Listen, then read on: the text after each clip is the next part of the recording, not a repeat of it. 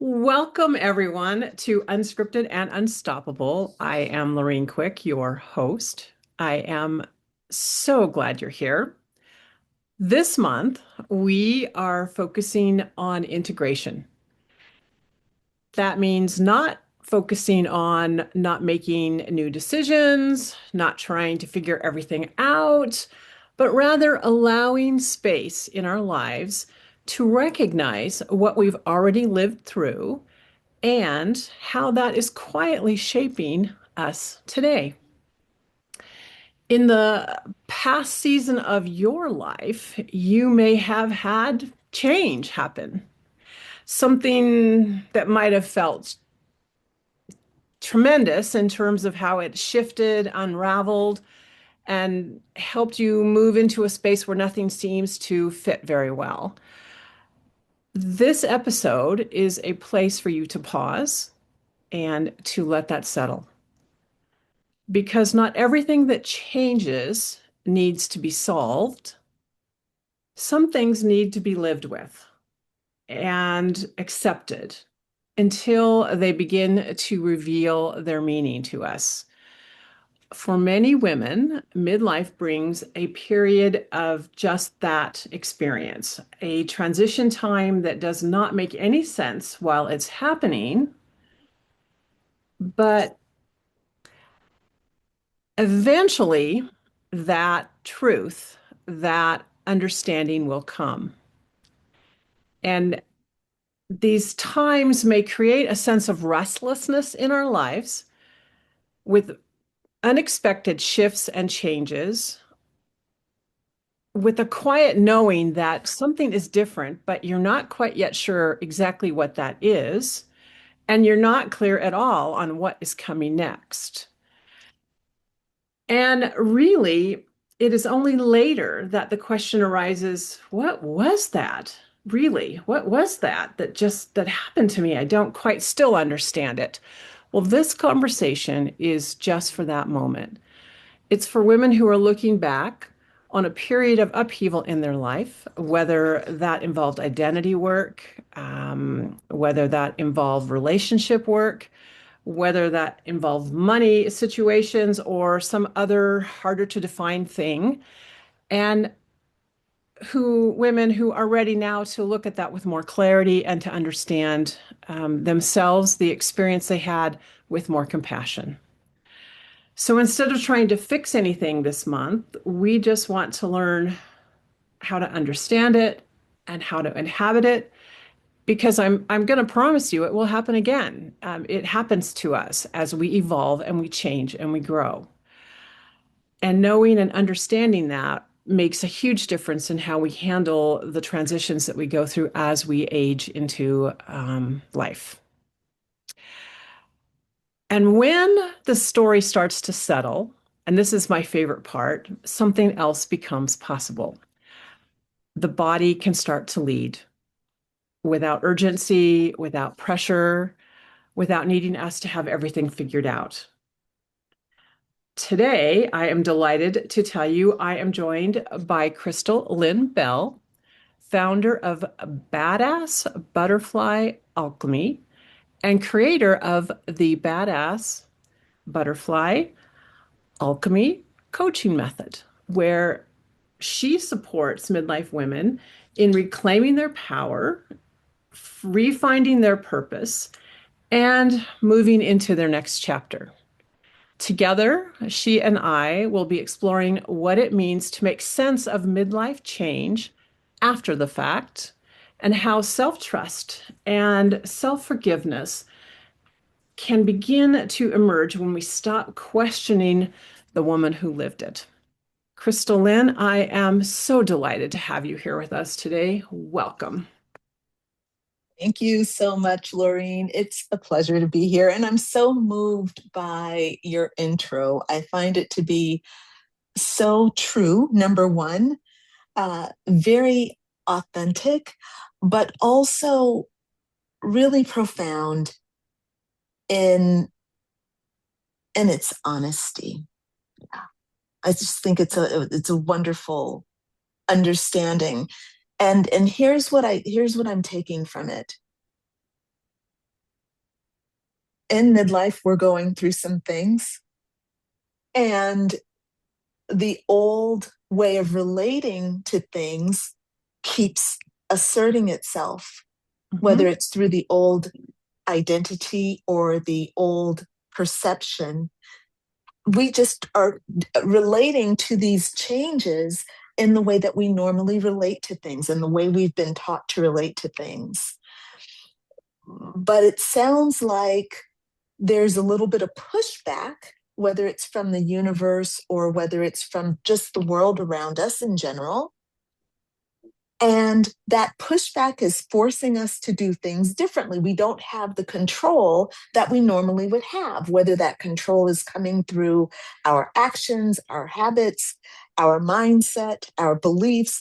We just don't have control the way that we used to. And while that's happening, it feels frightening because we don't have control and we don't know what the outcome is. Yep. And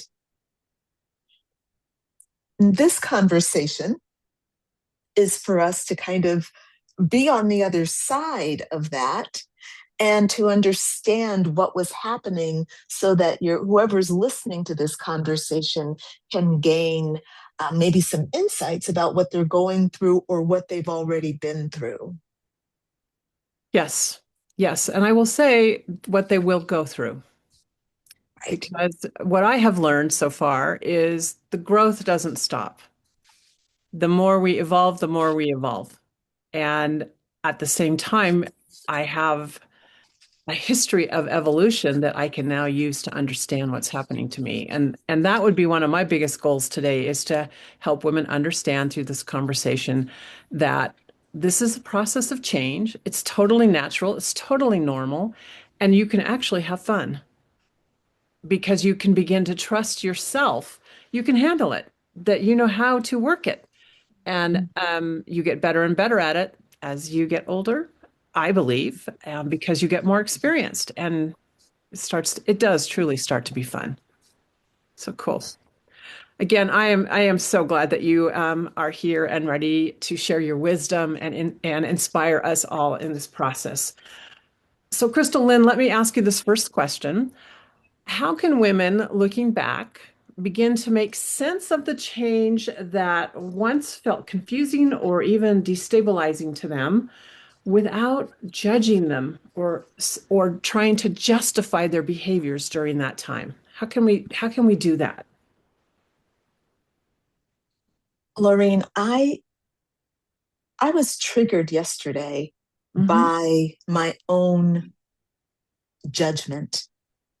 And I was judging myself about something that I perceived as having gone wrong. So I really like how you just phrased this question. That tendency to judge ourselves, I think that we are our worst critics. We are our strongest critics. Hmm. And I think that a lot of, well, for me, my spiritual paradigm is that what happens inside of us happens outside of us because we are calling it in. So if we are judging ourselves consistently, then we are perceiving consistent judgment coming from the outside world. And I think that that tears us down. But I think it's important to understand that that tearing down is beginning on the inside. But here's the thing, it's not something to feel guilty or ashamed about because it's number one, natural, but also it's happening on a subconscious level or an unconscious level. We're not aware that we're doing it. We're just out living our lives. We're doing our best. So for me, the way to kind of look back at what we've done without judging or justifying is to understand that we already did that. Okay, we were already judging ourselves in the moment. But maybe what we can do now is to look at ourselves and look at everything that we've been doing up to now with a sense of celebration and gratitude. And I Hmm. say celebration Because if we do an honest inventory of who we kind of were doing our best. You know, we've been through trauma, we've just had hard things, so many different things, you know, and I feel like there's a lot for us to be grateful for within ourselves, for ourselves.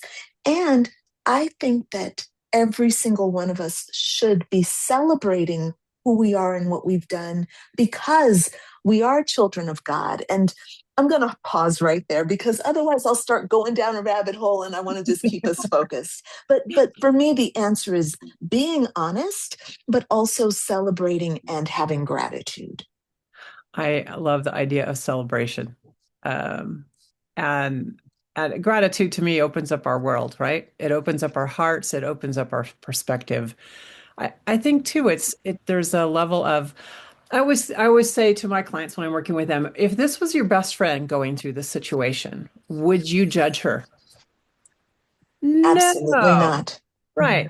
So why don't we be our best friends to ourselves right now and give us some grace and say, well, like you said, I did the best I could with what was happening at the time and let it go.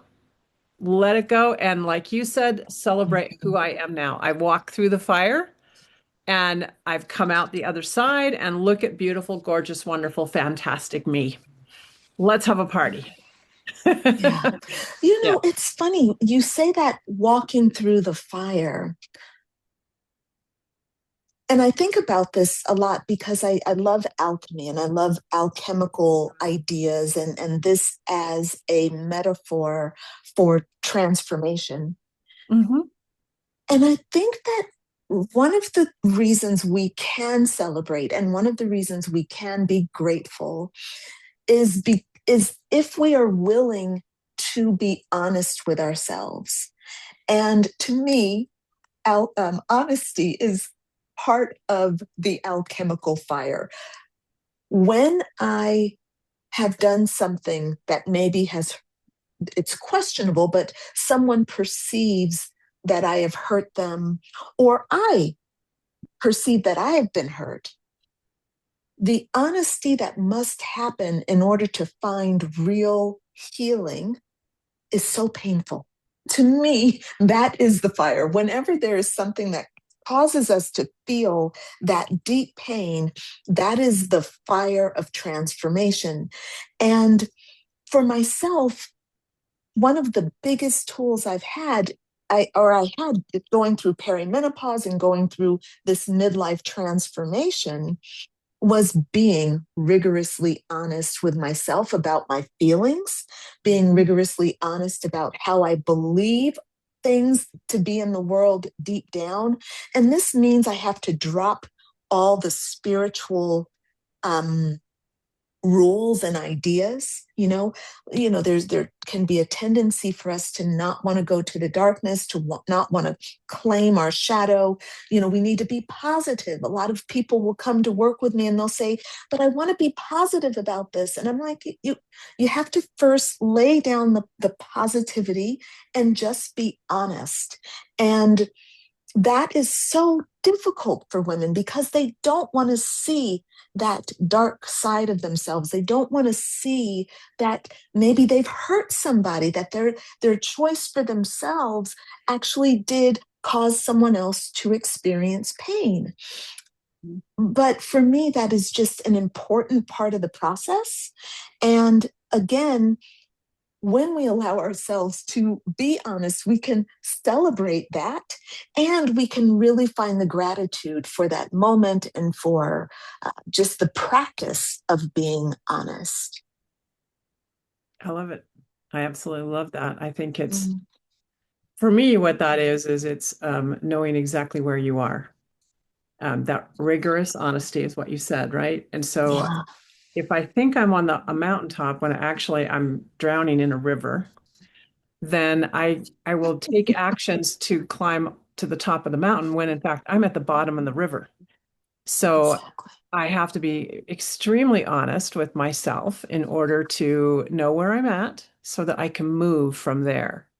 And pretending that that didn't happen does not help me. It actually hinders my ability to progress forward, to move forward. So, and I love the word rigorous. I think it's a beautiful word in terms of a commitment to yourself to not try to soften things, not try to pretend that you are somebody or something that you are not.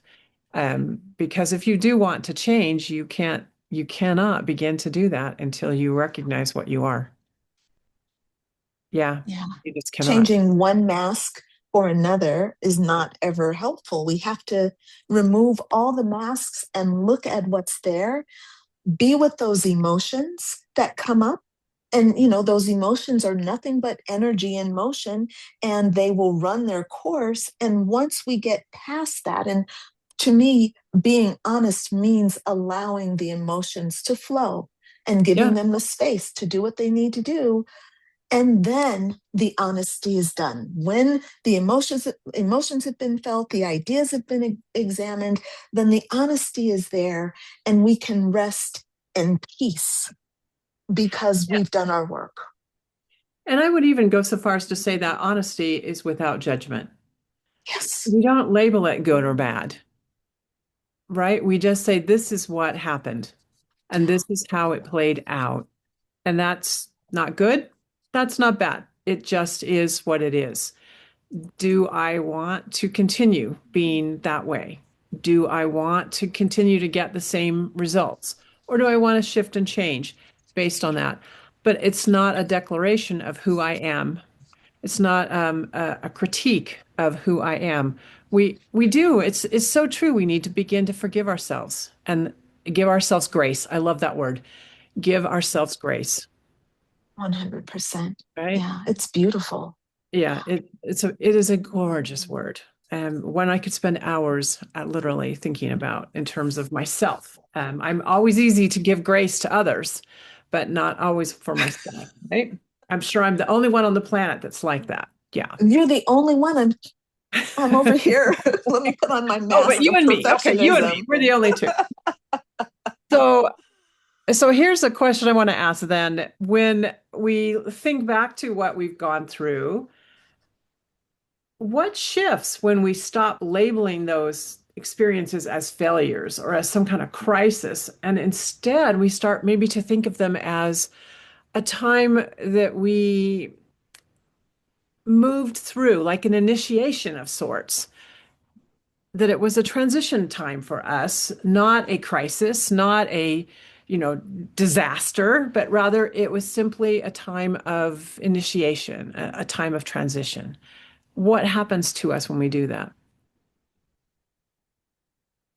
You know, I I really think that the very first step is to, first of all, feel the failure, Mhm. feel the crisis. And I know I just said that when we began our conversation. But again, there's that honesty that needs to be there, because I don't believe that we can reframe something we have not owned. And what we have to do is first feel that failure, live with it. And honestly, Laureen, I strongly, strongly believe we have to forgive ourselves for it. Okay. And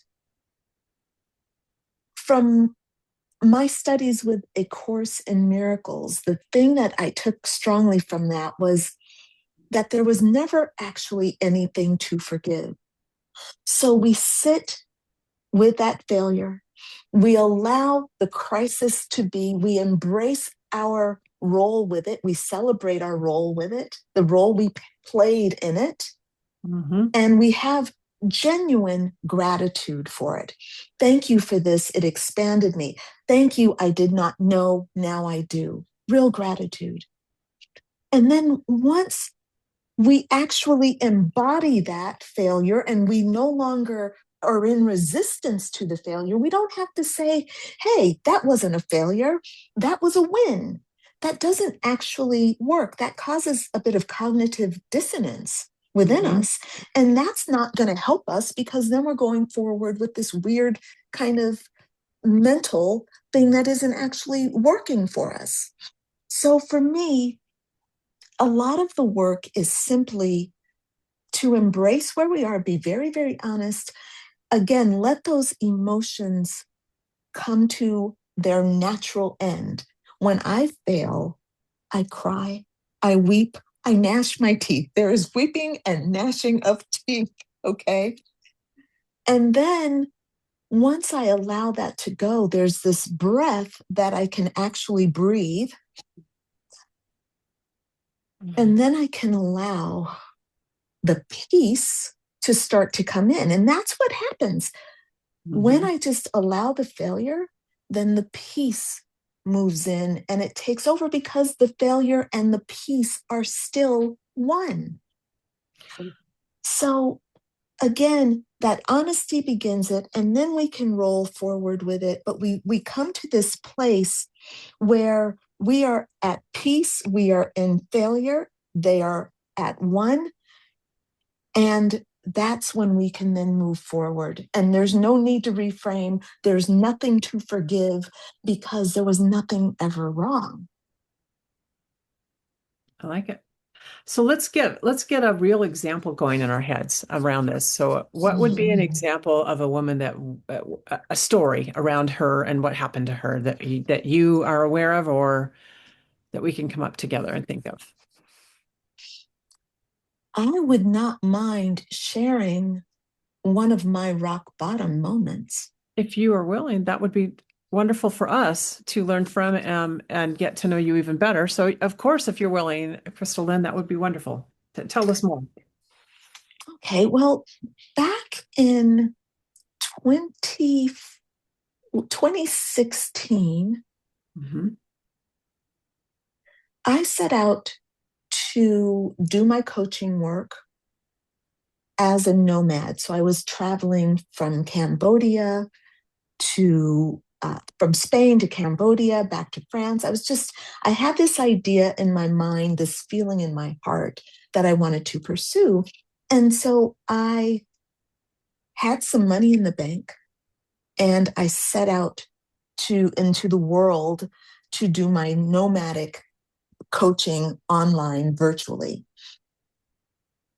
And Laureen, I ran out of money. I simply ran out of money. And I had put myself in a position where I was not managing my money well. I was assuming that there was going to be tons of money coming in, and there was not.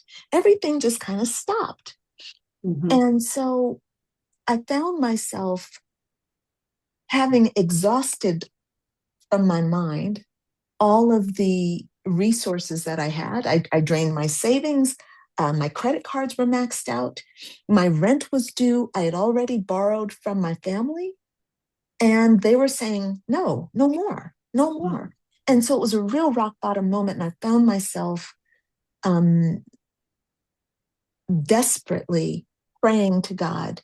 And in that moment where I had to be rigorously honest with myself, I had been in Paris, and so I was in this lovely little apartment there, and the tears, the honesty came. I had to look at how I did not manage my money. I had to look at how I did not start myself off with enough money. Just because $10,000 seemed like a lot of money, it wasn't a lot when you're traveling and airfare and hotels and, we're coaches, things don't always come in consistently, Hmm. all kinds of things. I had to be honest with myself. I also had to be honest with myself as a risk taker, understanding that up until I would have been at that time 46, I had strength in my body of a young woman, of a 46-year-old woman. 46 is young. And Hmm. there was a level of arrogance that thought that I could get by, that I had the energy to do it all. I didn't understand at the time that perimenopause was kind of debilitating my joints. I didn't understand that, my hair was getting thinner and, these things were happening in a very subtle way, but my energy was also getting depleted. I had brain fog. I had all the symptoms, all the things that were going on. And on top of that, I had to deal with my own personality. You've got an amazing head of hair, by the way. Yeah, I do. It's a little wild here, but at any rate, I didn't mean to distract you, but keep going, But keep no, but going. that but that was Have me actually wondering what's going on. that was quite cute. So yes, Laureen I has couldn't I couldn't see you for a minute there. It was like, oh, it's gotten in my way. fabulous. So for me, this time period, 2016, was a reckoning. That was a reckoning for me. I had to come to terms with who I am. And in that moment, when I was at rock bottom, I needed to leave my apartment within a week because they were coming to get me, right? Mhm. And I finally was so honest completely and let go of all the things that I was trying to hold on to, letting go, just dropping them. It's not that I had to do something crazy. It's literally that I had to, in my mind, free myself, to free my energy so that more could come in. So for me, again, here's the celebration and that gratitude. What I said to God was, I give up. I give up. I cannot do it my way. I have no idea of what I'm supposed to do. I don't know. It's not working. Nothing I've done is working. And I can't go get by with my old tricks. What do I do, God? I put myself fully in your hands. And I did. And that relief came, that peace that I was talking about came. I acknowledged my failure. The peace came, and I walked for maybe about 2 or 3 days, just embracing and accepting that I was going to have to leave this apartment and maybe I'd be on the street. I don't know. I didn't know, but I put myself fully in God's hands. And then all of a sudden, 5 clients showed up in my inbox. I don't know where they came. They were people I had never heard of, but I had been, doing things, but there was an answer. I had 5 new clients and I had, $25,000 walk through my door. Wow. And it was literally, there were probably a good 4 months where I had 0 clients, not a single, not a bite. And then all of a sudden the floodgates opened, it happened when I finally surrendered and refused to go back to relying on self-will. Okay, well, this is really deep. So I'm relating that now to being like in your 70s, 60s, and all of the change going on around you. We have that physical change of menopause, but we Mhm. also have children growing up and moving away. We have sometimes divorce or death of a spouse. We have jobs that we either get removed from or we decide to leave. We retire, we quit, we move on to retirement. I mean, there's just so many changes that happen to us. And like you just said, what we're doing in that moment is we're trying to live this new life, live this new place using a lot of old rules, old thinking, and we might feel like we're stuck and that we're not succeeding because no matter what we do doesn't seem to work. And from what I just heard from you, Crystal Lynn, it's surrender. Surrender and just let everything be and just sit with it or walk with it, as the case may be. Just let it be and trust that something will shift, something will change in you, because it was you that changed first. And then like you said earlier, the external world for you shifted once you did. That's right. Yeah. Yeah. Yeah. Yeah. And here's the thing that I definitely did not understand in that moment. Hmm. Certainly I understood that I was having an awakening, that I had been redeemed. I mean, I'm using all these biblical terms. I'm not really trying to do that. That's not my thing. Okay. But I do like it when I'm talking about like the death of the old self and the birth of the new self. Hmm. And what I found was that there was the dynamic of me working on building my business, right? I was doing a lot of work. It's not like I was sitting around and losing money and doing nothing. The frustration was that I was working really hard, creating and putting myself out there to the best of my ability and not receiving back. I was putting out and not receiving back, and it was terribly confusing. Mm-hmm. Am I doing the wrong thing? I've invested myself in this. I thought that this was the right thing to do. So there was a lot of judgment that was going on. You see, you put that post out there, you put that offer out there, and you didn't get the people that you wanted. Nobody bid. You're wrong. See, all these are all the voices inside the head that are subconscious, but taking away from the energy, right?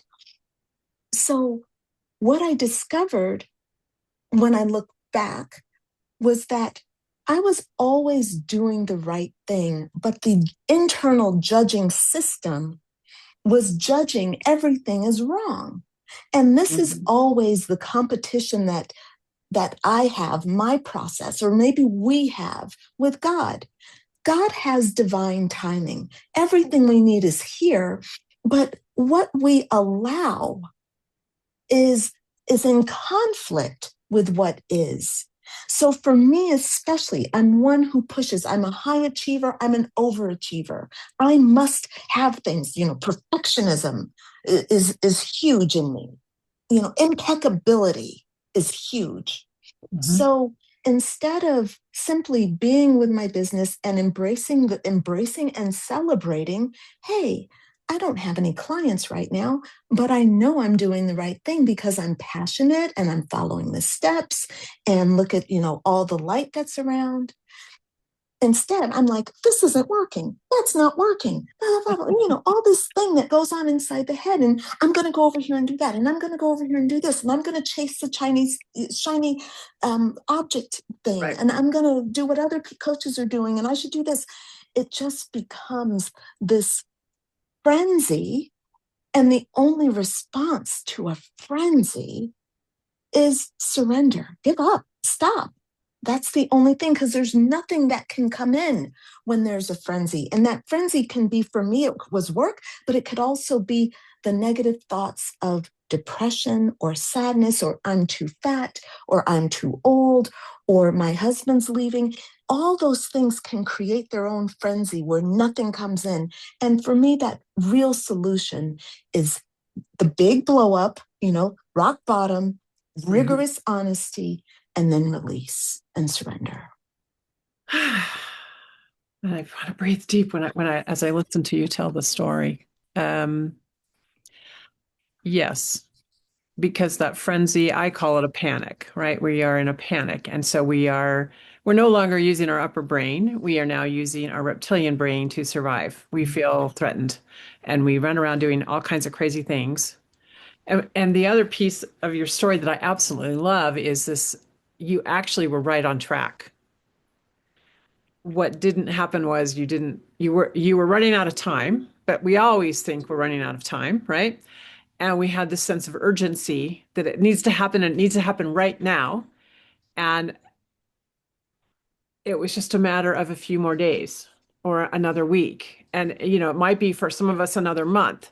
So it's the not trying to push through to make this go away. Let's just get this solved right now. And I'm going to do everything I can to make that happen. But rather it's, you know what? Let's just take a breath, breathe, enjoy the beauty around us, and be in alignment with who we are.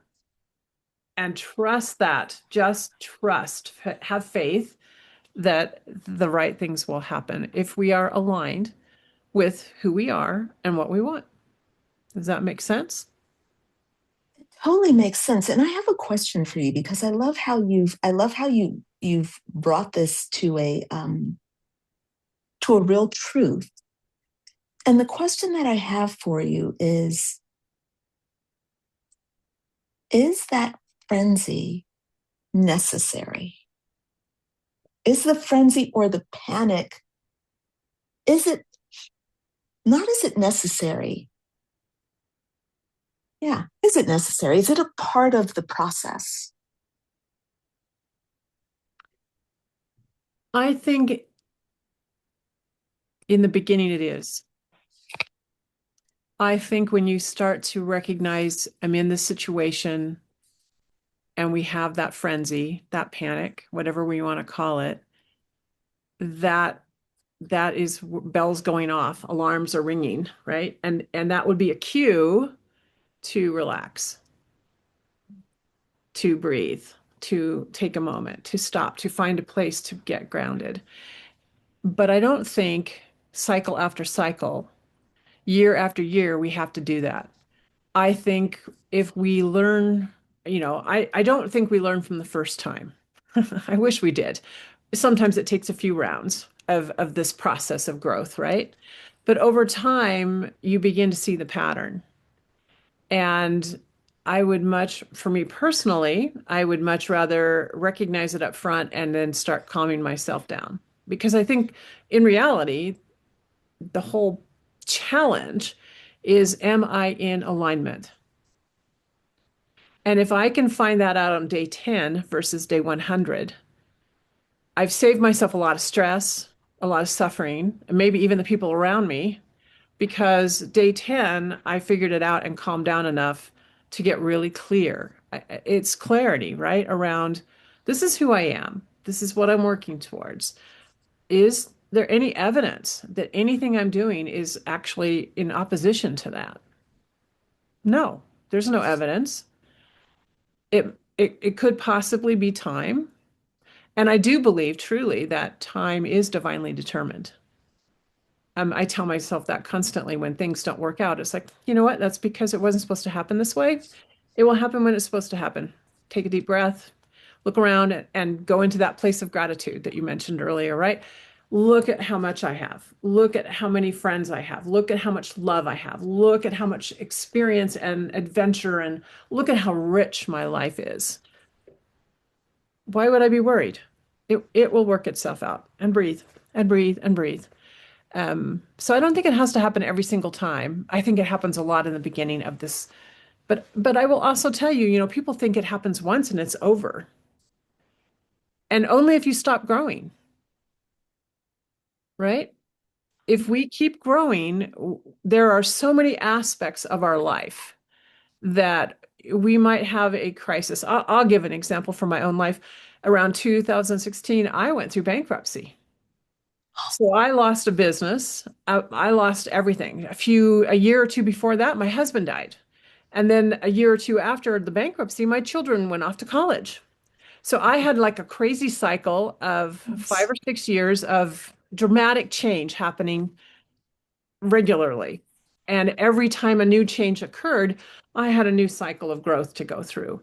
And even still today, honestly, I still go through cycles of growth, but I know how to recognize them now. I give myself that grace we talked about earlier around, oh, you're at a new level. You're a learner again. You can be kind to yourself. You're not supposed to be perfect, Laureen. You are allowed to make mistakes because you are now learning again. And I don't take myself so far out there that I'm in that panic mode or the frenzy that we were talking about. So long answer, but short answer is no, I don't think we have to have it for the rest of our lives. But I think it happens in the beginning because we don't know what's going on and we just keep going down that road until it becomes so problematic that it gets our attention. I think that's so important. There's so much in what you've said. First of all, I want to address what you've been saying about it doesn't have to happen all the time. Yeah. Yeah. And the thing I think that we need to look at is when that frenzy starts, that's a sign that there's a chance for potential growth. And that is the sign to reach out to a coach, to reach out to someone who is qualified to help guide you and get you back on track. Mhm. Because a coach will give you a new perspective. Many of us have gone through the things that we coach people with, and Mhm. we are so qualified to recognize the different layers, to recognize the signs, and to guide people through it. So that would be the number one thing I would say. When you feel it, when you're starting to spiral, reach out and get qualified help. It's probably going to be the best investment that you can make. And I did not do it at that time. Well, I didn't have the funds during that time because my crises, up until that period, were centered around finances. Hmm. Now, the other thing, though, that I want to just touch on is we both had our crises during the same year, which I find to be just Interesting. Yeah. so interesting because 2016 numerologically is a 9 year, the time of endings, the culmination of everything that has been going on up until that point from the 1 year through the 9 years, so 9 years. And we just left a 9 year cycle. 2025 was the end of a 9 year cycle. And here we are in 2026.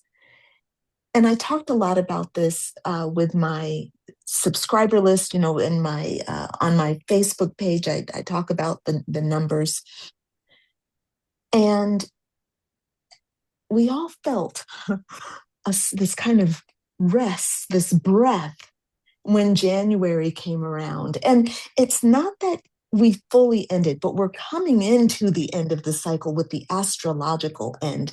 Pisces is the end. Aries, the first day of spring, is when the real year begins. And there's an energy right now of, "Phew, I've gotten through it, I've made it." There's new energy, there's new life, there's new hope, there's a new cycle that's beginning, and I feel that very strongly right now. And I just wanted to just kind of throw that out there because we did. 2016 was a 9 year, 2025 was a 9 year, 2017 was a 1 year, 2026 is a 1 year. Well, I will definitely say last year was a huge growth year for me on That many, many planes. Yeah. So yeah, I that makes me very curious. Very different conversation. Laureen will have that in a different conversation because that is a thing. Okay. I But yes, I think so. But, and I'm going to start to work on wrapping us up for today. But I think, sure. what we've really been talking about is how do you is integration. Is Yeah. how do we have these experiences and then we look back on them and sometimes we do ask ourselves, what the heck was that? And how did I manage to survive? But in fact, I did. Beginning to understand them as periods of huge transition and personal, spiritual, emotional, intellectual growth. It's just growth, growth with a capital G, right? We Yeah. have grown. And then it was interesting. I just read a book, and in the book, it talked about the power of literature. And one of the main messages of this book was that every book you read, you take pieces of that and it becomes a part of who you are. And then the next book you read, you have that literature history behind you that you carry forward into that next book. And that describes really what, in a lot of ways, we're talking about. We have these experiences in our lives of growth, and we carry that forward into the next level of wherever it is we are in our lives. And there is, I think, wisdom in recognizing that and honoring that and appreciating all that we have been through has made us, created us to be who we are so that we are equipped. We actually have the tools to move forward to the next level that we are shifting or we have shifted into. Um, if you could speak to a woman in her 50s, 60s, or 70s, based on this conversation today, Crystal Lynn, what would you most want her to know from our conversation today about her life?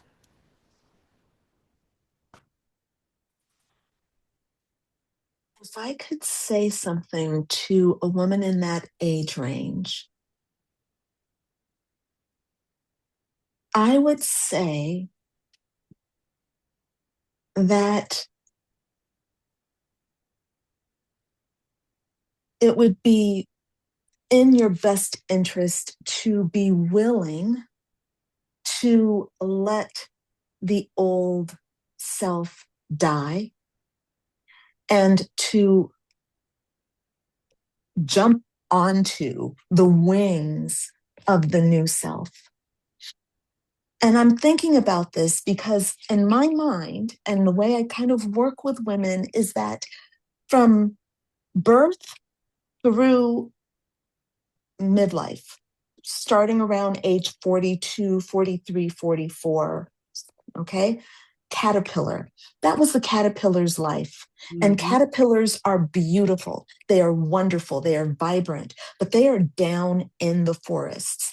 Caterpillars have the perspective of the forest. In order to gain the vision and the expansive vistas of the butterfly, she has to go through a fully transformational process. Mhm. That caterpillar has within her the butterfly. It's not that somebody comes and puts a butterfly in her place. No, that butterfly is physically, mentally, spiritually, energetically already in that caterpillar. So when midlife comes, or that 40 comes, it's really midlife is like in the 50s now because we're so Mhm. healthy. But in the 40s, that caterpillar is being called to the next level. It's being called to die. And so we need to let that. And we also have to understand that a caterpillar sheds its skin, it molts, it doesn't die and become a butterfly 50 times. Oh, when I was 13, I died and became a butterfly. Nope. What you did was you molted, you shed the old skin, and then you kept on being a caterpillar because this is the cycle. So in the 40s, you get called into the midlife crisis, which is the midlife chrysalis, and you go through the fires. The parents are getting older, the kids are leaving, the hormones are doing, that all the stuff is coming up. It's the midlife reckoning, all the things we've been talking about. That is the crisis, that is the chrysalis, that's the alchemy, the alchemical fire that burns away all the old stuff so that the butterfly can live and thrive. So that is what I would say, understanding that the crisis is not bad. It's not happening to you, it's happening through you because it truly is. The butterfly's already inside. Mhm. That's the truth of who you always were. You always were the butterfly. You just didn't know it. You didn't have the space for it. But now you're 50, you're 60, you're 70. You now are it. You just have to own it. That's what Well, I would say. I love it. Well, we're going to wrap on that.